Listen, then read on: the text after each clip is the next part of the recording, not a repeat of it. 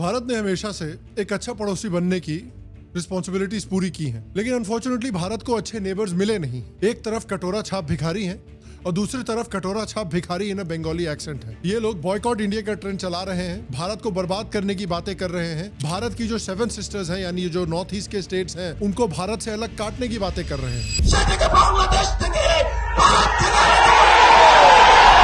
In fact इन्होंने international relations की एक लक्ष्मण रेखा भी पार की है जब इन्होंने भारत के हाई कमीशन पर अटैक किया है। याद रखें, हाई कमीशन जो है वो दूसरे देश का सॉवरेन लैंड माना जाता है। Let's begin with the High Commissioner who has been summoned regarding the safety of the Indian High Commission in Dhaka.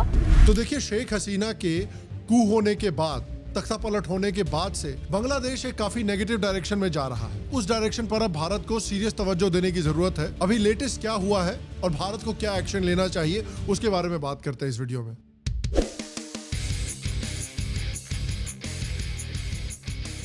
Hello शाम शर्मा शो के इस वीडियो में आपका बहुत बहुत स्वागत है। मैं हूं सेक्युलरिज्म का सीईओ शाम शर्मा और आप सबको एक सेक्युलर प्रणाम।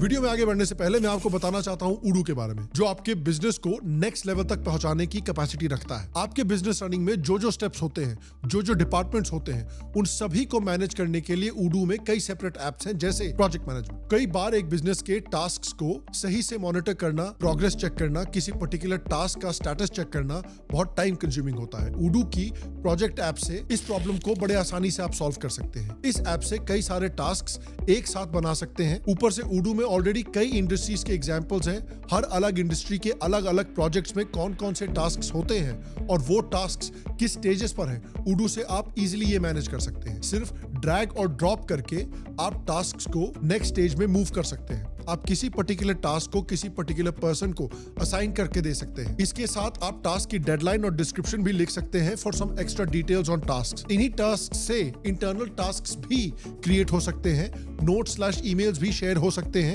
यहाँ कॉल्स, ईमेल्स, मीटिंग सब कुछ मैनेज हो सकती है। सारी कम्युनिकेशन हिस्ट्री बहुत इजीली ट्रैकेबल रहती है। उडू का कोई भी एक एप्लीकेशन फ्री ऑफ कॉस्ट है हमेशा के लिए, विद अनलिमिटेड सपोर्ट और होस्टिंग, वो भी लाइफ टाइम। और बाकी सारे ऐप्स अगर आपको ट्राई करने हैं तो 15 दिन का फ्री ट्रायल लेके आप इन सारे ऐप्स को ट्राई कर सकते हैं फ्री ऑफ कॉस्ट। और पेड प्लान्स भी हैं जिसमें 580 रुपीज की सब्सक्रिप्शन को लेकर आप इन सारे ऐप्स को इत्मीनान से एक्सप्लोर कर सकते हैं। इससे ये तो समझ आता है कि अननेसेसरी कॉम्प्लिकेशंस और अनवांटेड एक्सपेंसेस को उडू कैसे रिड्यूस करता है, जिससे आपका बिजनेस स्मूथली रन हो सके, because this is the future of business. Secularism का सारा बोझ ऐसे ही थोड़ी स्मूथली मैनेज होता है, इसमें उडू का बहुत बड़ा कंट्रीब्यूशन है। तो the link is in the description, check it out, register now and get free entry. देखिए, अगर आपकी चड्डी फटी हो लेकिन फिर भी बेटे को नौकरी के बजाय जिहाद चाहिए तो उस देश को बांग्लादेश कहा जाता है। बांग्लादेश अपनी कॉन्स्टेंटली डिग्रेडिंग इकोनॉमी और मैसिव इंक्रीज इन अनएम्प्लॉयमेंट के बाद देश के नवयुवक सड़कों पर उतरे हैं और अपनी सरकार से सवाल नहीं उठा रहे, लेकिन उल्टा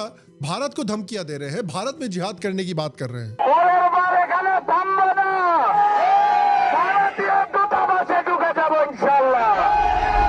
बड़ी मात्रा में मॉब्स जो हैं वो बांग्लादेश में इकट्ठे हो रहे हैं और इंडिया की सॉवरेनिटी को ओपनली चैलेंज किया जा रहा है। नेशनल सिटीजन पार्टी का एक लीडर है हसनत अब्दुल्ला, वो ओपनली भारत से 7 सिस्टर्स यानी नॉर्थ ईस्ट के स्टेट्स अलग काटने की बात कर रहा है। इनको शायद याद नहीं है, लेकिन याद होना चाहिए कि इनके जो नाजायज बाप हुआ करते थे पाकिस्तान, उन्होंने भी इसी तरह की धमकियां दी थी, लेकिन 1971 में उनको काट के 2 हिस्से कर दिया। तो जब नाजायज बाप से नहीं हो पाया तो बेटी की क्या औकात है। और इसी के साथ इन्होंने एक बड़ी लक्ष्मण रेखा क्रॉस की है जब इंडियन एम्बेसी में भी इन्होंने हमला करने की कोशिश की।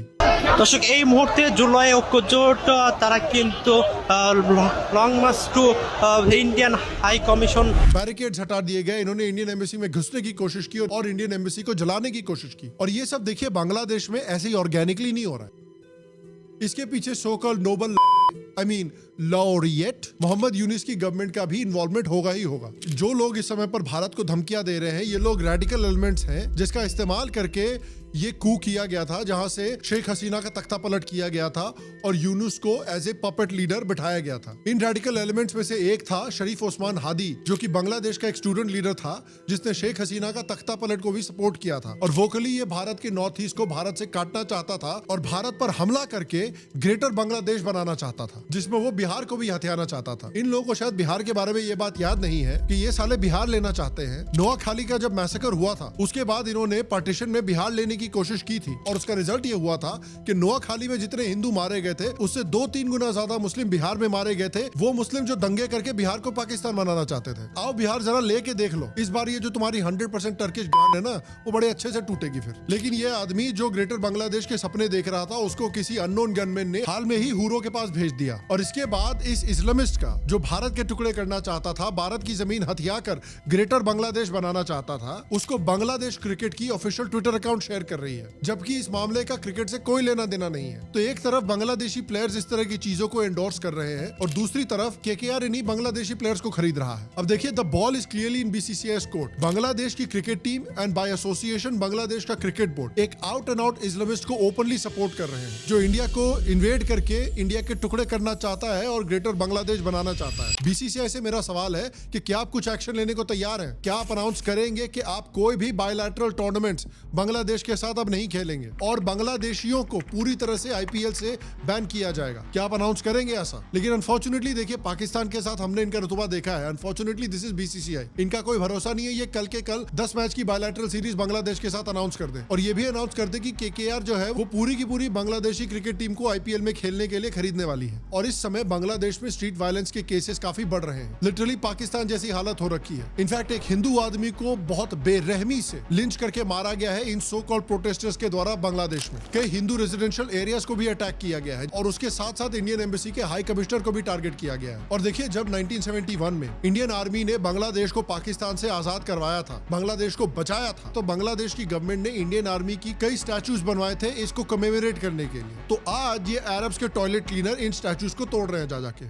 যে মূর্তিটা ভাঙলেন বা যে ভাস্কর্যটা ভাঙলেন সেটি কি আপনি জানেন? और बांग्लादेशी मीडिया भी इन रेडिकल से इम्यून नहीं है। बहुत सारे न्यूज चैनल्स के और न्यूज़पेपर्स के ऑफिसेस को भी जलाया जा रहा है। और देखिए, यही तो कमाल की बात है। और मुझे लेटेस्ट खबर ये आई है कि इन मीडिया हाउसेस के ऑफिसेस जलने के बाद बांग्लादेश जो है वो 10 रैंक ऊपर चला गया है प्रेस फ्रीडम इंडेक्स में। इंडिया को तो बहुत पीछे छोड़ दिया इन्होंने। तो इतनी वायलेंस करने के बाद, लोगों को लिंच करने के बाद भी इस वायलेंट मॉब के खिलाफ कुछ भी एक्शन नहीं लिया गया है। और आज की डेट में भी ये लोग बांग्लादेश में खुलेआम घूम रहे हैं और भारत को धमकियां दे रहे हैं। इनमें से तो कुछ लोग ये बोल रहे हैं कि बांग्लादेश से अगर पैसे नहीं मिले तो हिंदुस्तान के लोग भूखे मर जाएंगे। और इंडिया का मेजॉरिटी बजट बांग्लादेश से आता है। देखिए, बांग्लादेश के बारे में बहुत सारी चीजें खराब है ऑब्वियसली, लेकिन मुझे लगता है एक चीज जो उनके पास भारत से भी बढ़िया है वो है चरस। पता नहीं कौन से लेवल का ये लोग चरस फूक के ये सब बातें कर रहे हैं। आई थिंक थोड़ा सा अगर आपके पास एक्स्ट्रा हो तो यहाँ भी भिजवाना। आज बांग्लादेश एक ऐसी कगार पे खड़ा है कि बेसिकली पाकिस्तान से कम हॉस्टाइल नहीं है वो भारत की तरफ। जब बांग्लादेश में तख्ता पलट हुआ था और शेख हसीना भारत आई थी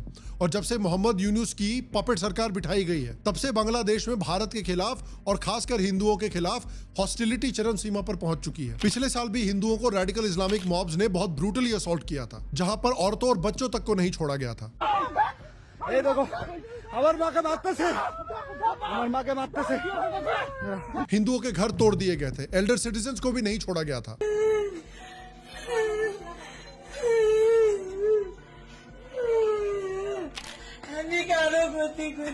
मंदिरों तक को जला दिया गया, मूर्तियों को तोड़ दिया गया। क्या डिफरेंस है पाकिस्तान में और बांग्लादेश में आज? एक अपने आप को अरबिक समझते हैं, एक अपने आप को 100% टर्किश ब्लड समझते हैं। दोनों ही सारे पागल हैं। और जिस समय पे ये सब हो रहा है, उस समय पे इनका जो पपेट लीडर है मोहम्मद यूनुस, ये एकदम चुप बैठा हुआ है। इसने इन अटैक को रिकॉग्नाइज करने से भी डिनाई किया है, क्योंकि ये जो रेडिकल एलिमेंट्स हैं, ये मोहम्मद यूनुस की सरकार को खुद प्रॉप अप कर रहे हैं, फैसिलिटेट कर रहे हैं। जमात इस्लामी जैसी रेडिकल मुस्लिम ऑर्गेनाइजेशंस के ऊपर बैन को यूनुस ने पावर में आते ही हटा दिया था। और ये रेडिकल्स जो है, ये पाकिस्तानी और इंडियन मुस्लिम्स को भी इस जिहाद में ज्वाइन करने के लिए इन्वोक कर रहे हैं। 14 কোটি মুসলমান 28 কুত্রি হাতে যদি গজারির লাঠি নেয়, আল্লাহর দ্বীনের কালেমা দিল্লির লাল কেল্লায় উড়িয়ে দেওয়া হবে।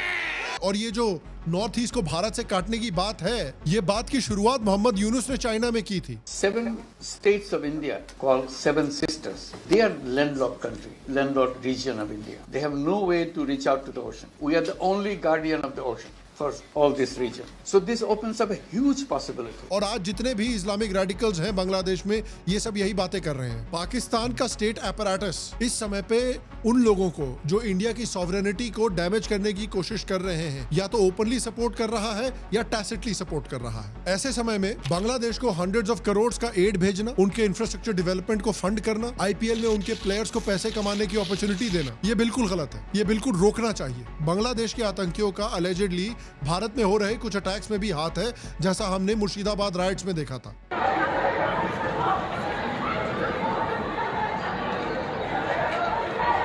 तो अब मिलियन टके का सवाल ये उठता है कि इस समय पे भारत को क्या करना चाहिए। देखिए, पिछले कुछ सालों तक बांग्लादेश को इंडियन सब कॉन्टिनेंट में काफी लोग एक इकोनॉमिक सक्सेस स्टोरी मान रहे थे। टेक्सटाइल मैन्युफैक्चरिंग में तो वो एक प्रॉपर मैन्युफैक्चरिंग पावर बन गया था और एशिया की बेटर परफॉर्मिंग इकोनॉमीज में काउंट किया जाता था। लेकिन अब जो इस्लामिस्ट हैं जिन्होंने शेख हसीना को कू में हटा दिया है, वो बांग्लादेश को अपने इलेजिटिमेट फादर पाकिस्तान का एक और वर्जन बनाने पर तुले हुए हैं। तो फिर इंडिया को भी उनकी हेल्प कर देनी चाहिए। अगर शेख हसीना देखिए पावर में होती तो इंडिया के लिए मास स्केल पे इलीगल बांग्लादेशीज को डिपोर्ट करना काफी ट्रिकी होता, क्योंकि उससे इंडिया हसीना रिलेशनशिप पर नेगेटिव इंपैक्ट पड़ता। लेकिन अब जब हसीना आउट ऑफ पावर है और ओपनली एक एंटी इंडिया और इस्लामिस्ट लीनिंग गवर्नमेंट पावर में है, तो इंडिया के लिए ये एक परफेक्ट अपॉर्चुनिटी है कि वो एक इलीगल बांग्लादेशीज के खिलाफ मास डिपोर्टेशन प्रोग्राम कैरी आउट करें। और ऑनेस्टली जिस तरह से बांग्लादेश के कुछ सिटीजंस का एटीट्यूड इंडिया को लेकर दिख रहा है, इंडिया में जो इलीगल बांग्लादेशीज हैं उन्हें एनिमी कम्बैटेंट्स की तरह ही ट्रीट करना चाहिए। इसलिए इलीगल एनिमी कम्बैटेंट्स को रिमूव करना, जिन्हें डेमोग्राफिक चेंज के लिए इस्तेमाल किया जा रहा है असम, बंगाल, बिहार जैसे स्टेट्स में, और इंडिया के अंदर ये पोटेंशियल टेरर थ्रेट्स भी हैं, तो इन इलीगल लोगों को देश से बाहर निकालना एक नेशनल सिक्योरिटी नेसेसिटी बन जाती है। और इस समय पे अपॉर्चुनिटी भी बहुत अच्छी है और आई एम ग्लैड के सर के थ्रू ये बंगाल में किया जा रहा है। लेकिन ये एक वॉर फुटिंग पे बंगाल में, बिहार में और असम जैसे स्टेट्स में करना जरूरी है। अब देखिए, काफी लोग ये भी सोशल मीडिया पे कह रहे हैं कि देखिए जो बांग्लादेश में हो रहा है ये बहुत चिंताजनक है, बहुत वरीसम है और इंडिया को बांग्लादेश में मिलिट्री इन्वॉल्वमेंट करनी चाहिए। देखिए, मैं इस सेंटिमेंट को बाय एंड लार्ज समझता हूं। इंडियन एम्बेसी पर अटैक हुआ है, बांग्लादेश में माइनॉरिटीज को कंसिस्टेंटली टॉर्चर किया जा रहा है, एथनिक क्लेंजिंग की जा रही है उनकी, तो एक क्लियर केस भी बनता है मिलिट्री इन्वॉल्वमेंट का। लेकिन मेरे हिसाब से इंडिया अभी जियोपॉलिटिकली एक बहुत ही प्रिकेरियस सिचुएशन में है। पाकिस्तान, चाइना और कुछ एक्सटेंड तक इवन अमेरिका भी ये चाहता है कि इंडिया एक मेसी कॉन्फ्लिक्ट में फंस जाए। इससे पाकिस्तान और चाइना को वो एक्सक्यूज मिल जाएगा जिसका वो वेट कर रहे हैं बहुत समय से, कि इंडिया को एक 3 फ्रंट वॉर में ड्रैग कर लिया जाए, लटका लिया जाए। और एक रियलिस्टिक पॉसिबिलिटी ये भी है कि अमेरिका इंटरवीन ना करे, क्योंकि इंडिया एक राइजिंग पावर है और अमेरिका उसे फ्यूचर कंपेटिटर की तरह देख सकता है। तो एक कंपेटिटर यानी इंडिया का एक दूसरे कंपेटिटर यानी चाइना से कॉन्फ्लिक्ट में उलझना, ये अमेरिका के लिए एक तरह से ड्रीम सिनेरियो हो जाएगा। इसलिए इंडिया को अपनी रिस्पॉन्स में बहुत केयरफुल और बहुत क्लेवर रहना हो, क्योंकि वो इस समय दुश्मनों से घिरा हुआ है। लेकिन बांग्लादेश को हर्ट करने के और तरीके हैं। सबसे पहले इनकी जो लाइफलाइन यानी जो इनकी इकोनॉमी है उसको स्क्वीज करना पड़ेगा। आपको 2019 का साल शायद याद होगा जिसमें एक बार इंडिया ने प्याज एक्सपोर्ट बांग्लादेश में रोक दिए थे, तो ढाका में प्याज 250 टका किलो पहुंच गया था। लोगों ने वहां खाने में प्याज डालना छोड़ दिया था। और आज का डेटा अगर आप देखें तो भारत हर साल बांग्लादेश को $11 बिलियन का माल बेचता है। इसमें कॉटन, फ्यूल, अनाज ये सब शामिल है। जस्ट अडानी देमसेल्व्स वो एक massive amount of electricity Bangladesh को प्रोवाइड करते हैं, जो बांग्लादेश की टेक्सटाइल इंडस्ट्री का बैकबोन है। तो हो सकता है कि अब जरा स्क्रू टाइट करने का समय आ गया है और बांग्लादेश को जो की रिसोर्सेज भारत से मिलते हैं उनको बंद करने का समय आ गया है। अगर भारत ने बस नॉन एसेंशियल एक्सपोर्ट्स पे 1 महीने तक बैन लगा दिया तो इनकी टेक्सटाइल इंडस्ट्री, जो इनकी इकोनॉमी का बैकबोन है, वो बिना रॉ मटेरियल्स के तड़प जाएगी। और जियोपॉलिटिक्स का सबसे बड़ा हथियार जो है पानी। बांग्लादेश सालों से रो रहा है कि हमें तीस्ता रिवर का पानी दो। अरे तीस्ता तो भूल जाओ बे, 1996 में जो गंगा वाटर ट्रीटी साइन हुई थी वो 2026 में एक्सपायर होने वाली है। ये एकदम परफेक्ट समय है। भारत को साफ कह देना चाहिए, जैसा इन्होंने पाकिस्तान को बोला है, कि जब तक वहां पर हिंदू सेफ नहीं है, जब तक भारत की तरफ इनकी गंदी नजर है, तब तक पानी तो तुम भूल ही जाओ साले। भारत फराका बराज के गेट्स अपने हिसाब से कंट्रोल कर सकता है और धीरे धीरे इनके देश को रेगिस्तान बना सकता है। ये भैया अरब बनना चाहते हैं ना, तो इनके देश को अरेबिया बना देते हैं। और अल्टीमेटली देखिए, मैं मानता हूं कि अब बांग्लादेश की सिचुएशन ऐसी हो चुकी है कि जो पाकिस्तान के साथ हुआ था वो पाकिस्तान की इलेजिटिमेट चाइल्ड यानी बांग्लादेश के साथ भी होना चाहिए। इंडिया को पाकिस्तान को 1971 में 2 भागों में बांटना पड़ा था और मुझे लगता है कि नियर फ्यूचर में बांग्लादेश के साथ भी यही होना पड़ेगा और यही होना चाहिए। एक पार्ट होना चाहिए इन इस्लामिस्टों के लिए, वो वहां पे अपना 100% टर्की बनाए, और बांट कर दूसरा पार्ट बनाना चाहिए बांग्लादेशी हिंदुओं और दूसरी माइनॉरिटीज के लिए, जहां पर वो एक सेफ, सिक्योर और प्रॉस्परस जिंदगी जी सके। मोस्ट लाइकली वो जो हाफ है बांग्लादेश का वो भारत का हिस्सा बन जाएगा और एज अ रिजल्ट भारत का जो चिकन नेक है वो भी एक्सटेंड हो जाएगा। Chicken neck basically giga chad neck बन जाएगा। This has to be the future of Bangladesh. क्योंकि एक मैसेज जाना चाहिए भारत के दुश्मनों के लिए कि खासकर अगर आप इंडियन सब कॉन्टिनेंट में हैं और आप इंडियन स्टेट से दुश्मनी मोल लेते हैं, आप इंडियन सॉवरेनिटी को धमकी देते हैं, आप इंडिया की सिविलाइजेशन को धमकी देते हैं, तो या तो आप श्रीलंका और मालदीव्स की तरह अपनी पॉलिसी को पूरी तरह से चेंज करेंगे, या फिर पाकिस्तान की तरह आप तोड़ दिए जाएंगे। एंड अगेन, ये बिना मिलिट्री इंटरवेंशन के भी किया जा सकता है। जो मेथड्स हमने हाईलाइट किए हैं इस वीडियो में, उनके थ्रू हो सकता है वहां पॉलिटिक्स में भी इंटरफियर किया जाए, वहां के प्रो इंडिया फैक्शंस को सपोर्ट किया जाए, उन्हें मॉरल और लॉजिस्टिकल सपोर्ट प्रोवाइड किया जाए। बट अल्टीमेटली मैं आपसे पूछना चाहता हूं कि बांग्लादेश में जो इस समय पे सिचुएशन बनी हुई है पिछले 1 साल से शेख हसीना के कू के बाद, आपको क्या लगता है कि इसको short term and long term address करने के लिए, सॉल्व करने के लिए क्या एक्शंस लेने चाहिए भारतीय गवर्नमेंट को? नीचे कमेंट सेक्शन में मुझे जरूर बताएं। बाकी आपसे अगले वीडियो में मुलाकात होगी, तब तक के लिए स्वस्थ रहें, सुखी रहें, फिर मिलेंगे। और आप सबको एक सेकंड प्रणाम।